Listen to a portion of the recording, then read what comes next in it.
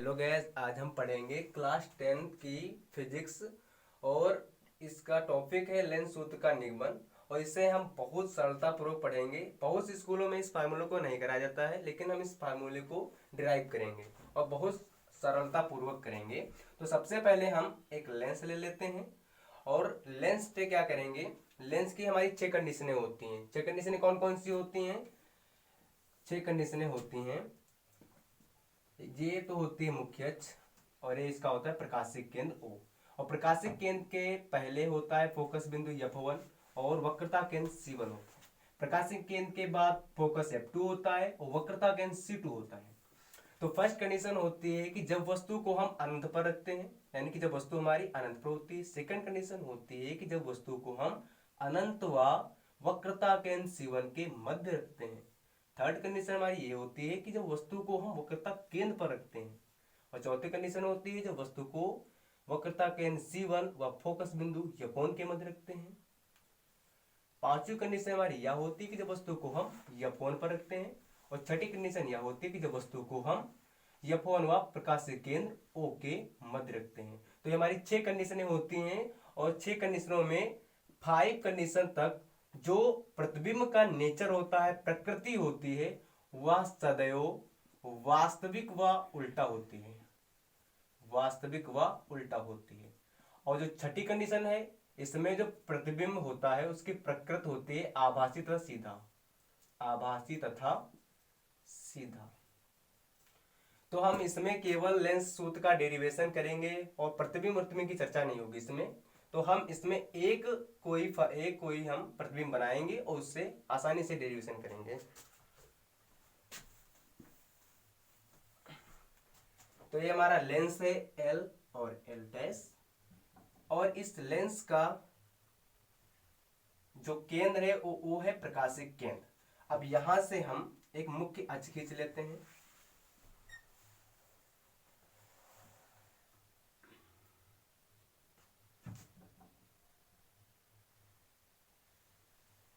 ये हमारी मुख्य अक्ष है एक्स डैश।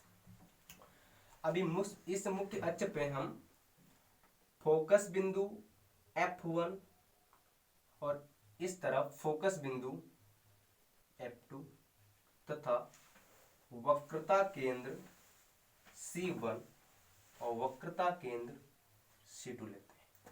तो अब वस्तु को हम C1 व F1 के मध्य रख देते हैं। ये हमारी वस्तु है A P। तो हमेशा प्रतिबिंब बनने के लिए 2 किरणों की आवश्यकता होती है। 2 किरणों की आवश्यकता होती है जब प्रतिबिंब बनना होता है। तो हम इस वस्तु से, इस लेंस पर 2 किरणों से अपवर्तन कराएंगे और इस अपवर्तन से हमारा प्रतिबिंब हमको प्राप्त होगा। तो फर्स्ट किरण जो है हमारी, वह मुख्य अक्ष के समांतर जाएगी और इस बिंदु पर, इस बिंदु का नाम है M, इस बिंदु पर इसका अपवर्तन होगा और वह फोकस F2 से निकल जाएगी। दूसरी किरण हमारी प्रकाशिक केंद्र O से जाएगी और प्रकाशिक केंद्र से कोई भी किरण जब जाती है तो वह कभी भी वापस नहीं आती है। तो जैसे जाएगी वैसे ही चली जाएगी, वापस नहीं आएगी। और इन दोनों किरणों को जहां पर कट करती हैं उस बिंदु को हम मुख्य अक्ष से मिला देते हैं और वहीं पर हमारा प्रतिबिंब हमको प्राप्त होता है।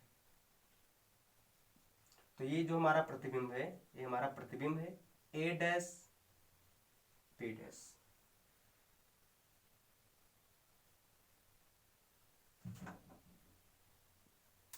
अब हम क्या करेंगे कि इस चित्र में अब हमें कुछ त्रिभुजों को लेना है और उनकी मदद से हम इस फार्मूले को ड्राइव करेंगे। तो पहला जो हमारा त्रिभुज है वो त्रिभुज है ABO। वह त्रिभुज A dash B dash O में, या फिर इसको ऐसे भी पढ़ सकते हैं OA डैश B डैश। किधर से भी पढ़ो, त्रिभुज है किधर से भी पढ़ सकते हो, OB डैश A डैश, किधर से भी पढ़ो कोई फर्क नहीं पड़ेगा। तो त्रिभुज ABO, तो त्रिभुज बी ओ व त्रिभुज ओ ए डैश बी डैश में, ओ ए डैश बी डैश में। अब हम इन दोनों त्रिभुजों को समरूप सिद्ध करेंगे। तो सबसे पहले इसमें जो कोण बी है, ए बी ओ, या फिर डायरेक्ट तुम बी पढ़ो, कोई फर्क नहीं पड़ेगा। तो कोण बी और इस वाले का कोण बी डैश दोनों बराबर है, 90 डिग्री के हैं, और ये दोनों संगत भी हैं। तो कोण ए बी ओ, कोण ए बी ओ हमेशा बीच वाला ही एंगल को बताता है, और बाकी दो जो होते हैं वो दिशा बताते हैं कि इस दिशा में बना है। तो कोण ए बी ओ बराबर है कोण A dash B dash O के, ए डैश बी डैश ओ के। क्यों बराबर है? क्योंकि दोनों 90 डिग्री हैं, यानी कि समकोण है, समकोण। दूसरा, ये जो कोण है ना, ए वाला कोण, ए ओ बी कोण, और ए डैश ओ बी डैश कोण, ये वाला कोण, ये दोनों कोण हमारे शीर्षाभिमुख। तो कोण ए ओ बी बराबर है कोण A dash O B dash के, ए डैश ओ बी डैश के। किस लिए बराबर है? क्योंकि दोनों शीर्षाभिमुख हैं, शीर्षाभिमुख कोण है, विमुख कोण। तो किसी भी त्रिभुज में अगर दो कोण हमको बराबर मिल जाएं तो हम उनकी मदद से कोण कोण समरूपता लगा सकते हैं। कोण कोण समरूपता से हम कह सकते हैं कि त्रिभुज ए बी ओ, त्रिभुज ए बी ओ समरूप है त्रिभुज A dash B dash O के, या फिर ओ ए डैश बी डैश के, ओ ए डैश बी डैश के। जब दो त्रिभुज समरूप हो जाते हैं तो हम उनकी संगत भुजाओं का अनुपात भी बराबर लिख सकते हैं, समानुपाती होता है। तो अतः संगत भुजाओं का अनुपात, संगत भुजाओं का अनुपात समान होगा।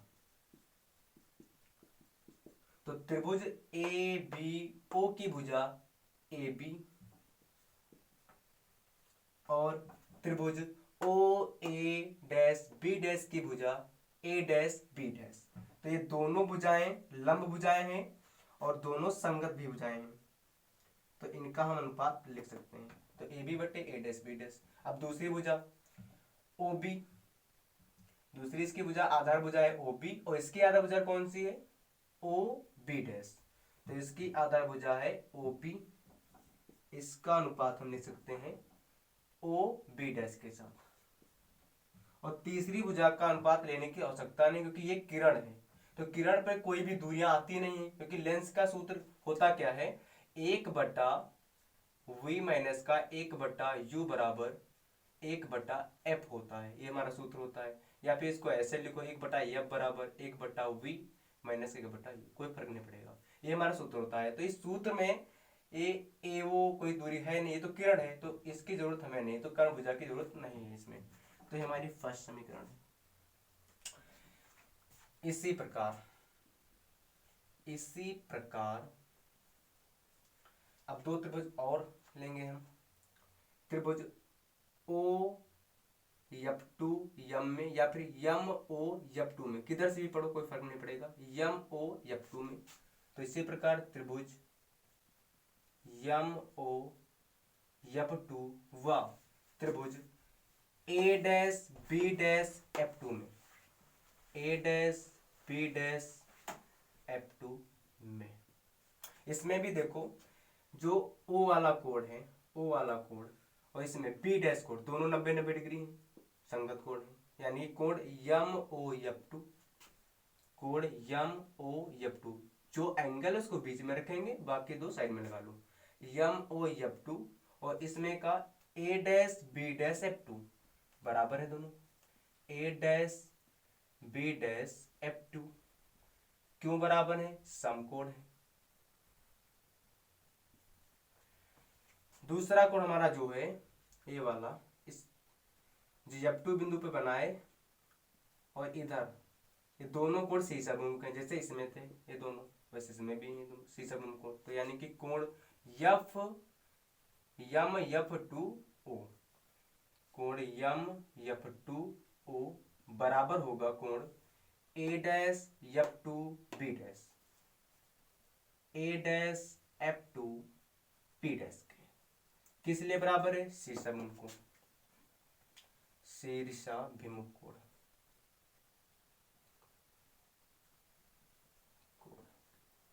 इसमें भी हम अब हमारे दो कोण बराबर हो चुके हैं, तो हम इनकी मदद से लिख सकते हैं कि दोनों त्रिभुज कोण कोण समरूपता से, कोण कोण कोण कोण समरूपता से त्रिभुज जो लिए थे हमने एम ओ एफ टू समरूप है त्रिभुज A dash B dash F two के, अतः संगत भुजाओं का अनुपात समान होगा। अतः संगत भुजाओं का अनुपात समान होगा। तो इसकी संगत भुजा है जो लंब भुजा है एम ओ बराबर, एम ओ का अनुपात लेंगे हम इसके लंब भुजा ए डैश बी डैश के साथ, ए डैश बी डैश के साथ, और इसकी आधार भुजा ओ एफ टू इसका लेंगे हम बी डैश एफ टू के साथ, या फिर हम ऐसे लिख सकते हैं F two B dash, F two B dash के साथ। ये हमारी समीकरण नंबर 2 हो जाएगी। अब यहाँ पर जो एम ओ है और जो ए बी है ये दोनों बराबर हैं। क्यों बराबर हैं? क्योंकि ए बी ओ एम ये हमारा आयत है, तो आयत में आमने सामने की भुजाएं बराबर होती हैं।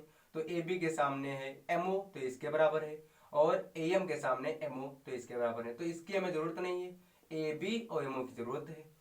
तो हम लिख सकते हैं कि ए बी भुजा बराबर है एमओ के, और ए बी का मान हम इसमें रख देंगे, यहाँ पे ओ एमओ का मान हम ए बी रख देंगे। तो इसको समीकरण नंबर 3 लिख दो। तो समीकरण 3 से मान 2 में रखने पर कैसे? यहां से हम एम ओ को हटा देंगे और एम ओ को हटा देंगे, और उसके जगह पे हम ए बी को लिख सकते हैं, क्योंकि दोनों बराबर हैं। तो एम ओ को हटा दो, उसकी जगह पे ए बी लिख सकते हैं। तो एम ओ की जगह पे हम ए बी लिख देंगे, और ए डैश बी डैश बराबर ओ एफ टू बटे एफ टू बी डैश। ये हमारी समीकरण नंबर 4 हो जाएगी। अब समीकरण 4 व समीकरण 1 को ध्यानपूर्वक देखो। इसमें देखो इधर की जो साइड है ना, लेफ्ट हैंड साइड, इधर की लेफ्ट हैंड साइड जो है इधर वाली की लेफ्ट हैंड साइड के बराबर है, यानी कि इधर की लेफ्ट हैंड साइड इधर की लेफ्ट हैंड साइड के बराबर है। तो हम समीकरण 1 से मान ए बी बटे ए डैश बी डैश का मान हम यहां से ए वाला उठाकर हम इसकी जगह पर रख सकते हैं। तो इसको हम यहां से हटा देंगे और इसके जगह पे हम ए वाला मान यहां पर रख देंगे, यानी कि समीकरण 1 से मान समीकरण 4 में रखने पर। तो समीकरण 1 से मान समीकरण 4 में रखने पर, तो इसको यहां से हटाएंगे, ओ बी बटे ओ बी डैश ए वाला इसके जगह पे आ गया, और इधर कितना लिखा है ओ एफ टू बटे एफ टू पी डैश। ये जो हमारी समीकरण होगी ये 5 नंबर होगी। अब यहाँ पे हम यहाँ से चित्र में देखेंगे कि ओ बी क्या है, ओ बी डैश क्या है, ओ एफ टू क्या है, एफ टू बी डैश क्या है। तो अब इसमें देखो ओ बी जो हमारी है ना, ओ बी जो है वह प्रकाशिक केंद्र से वस्तु की दूरी है। ओ बी क्या है हमारी, ओ बी जो है, जो ओ बी थी हमारी वह प्रकाशिक केंद्र और वस्तु की दूरी यानी कि u है। दूसरी, जो OB डैश है, OB डैश है, वह प्रकाशिक केंद्र और प्रतिबिंब की दूरी है यानी कि v है। तीसरी, जो OF2 है, OF2 ये क्या है, ये फोकस हमारा बिंदु है, तो ये क्या होगी, केंद्र से फोकस बिंदु की दूरी क्या होगी, फोकस दूरी होगी। तो OF2 क्या हमारी होगी, OF2 हमारी होगी फोकस दूरी f। और F2B डैश क्या है, F2 और B डैश तो कोई दूरी है नहीं यहाँ पे, तो F2B डैश कोई दूरी है नहीं, तो इसका भी हम अभी कोई जुगाड़ करेंगे। तो सबसे पहले हम यहाँ पे लिखेंगे कि चिन्ह परिपाटी से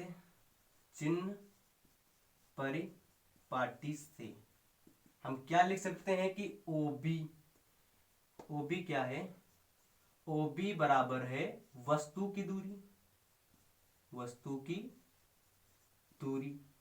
वस्तु की दूरी क्या है, वस्तु की दूरी है u, और u कैसा है, प्रकाशिक केंद्र से इधर बनना है, तो केंद्र से जितनी दूरियां बाईं तरफ होंगी वो सारी की सारी माइनस में होंगी, और केंद्र से जितनी दूरियां बाईं ओर होंगी केंद्र से वो सारी माइनस की होंगी, और जो दाईं ओर होंगी, जितनी भी दाईं ओर होंगी दूरियां वो सभी प्लस में ली जाती हैं, और जो ऊपर होती हैं वो भी प्लस में, और जो नीचे होती है वो सभी माइनस में होती हैं। तो केंद्र से जो वस्तु हमारी है वो वस्तु बाईं ओर रखी है, तो वस्तु कैसी हो जाएगी, माइनस की हो जाएगी। और OB डैश क्या है, OB डैश बराबर है केंद्र से प्रतिबिंब की दूरी, यानी कि प्रतिबिंब की दूरी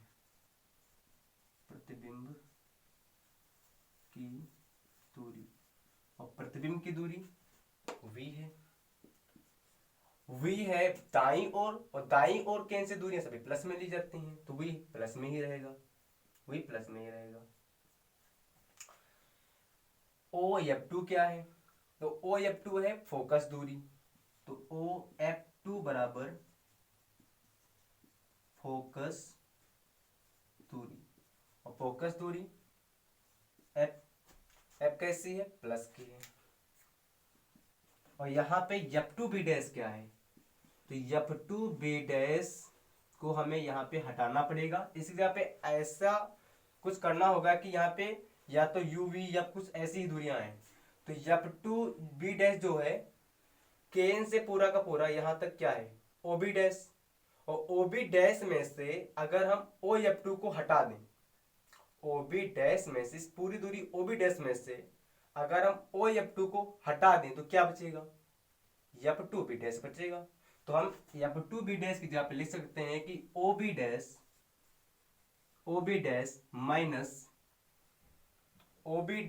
माइनस इसको हटा रहे हैं ना OF2 को, तो इसको माइनस करेंगे OF2, तो F2B डैश बराबर OB डैश क्या हमारा था, OB डैश था